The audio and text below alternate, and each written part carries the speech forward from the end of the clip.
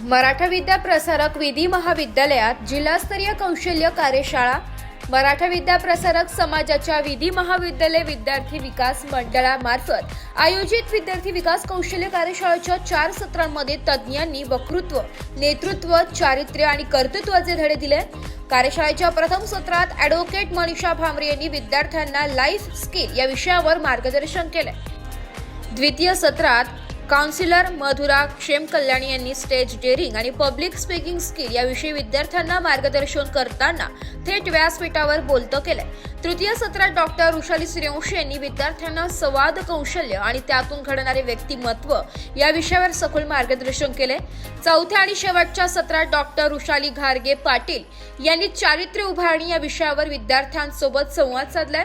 संपूर्ण कार्यशाळा ही सावित्रीबाई फुले पुणे विद्यापीठाने सांगितलेल्या नियमानुसार आणि झिरो प्लास्टिक पॉलिसीनुसार आयोजित करण्यात आली होती.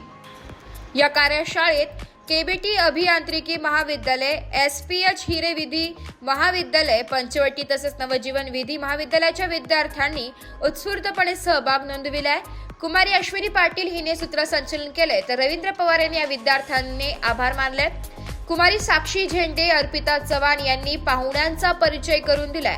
कार्यशाळा ही विद्यार्थी केंद्रित आणि विद्यार्थी सहभागातून यशस्वीरित्या पार पडली आहे. कार्यशाळेत सहभागी विद्यार्थ्यांना उपस्थित प्रमाणपत्र डॉक्टर ऋषाली घारगे पाटील यांच्या हस्ते प्रदान करण्यात आले.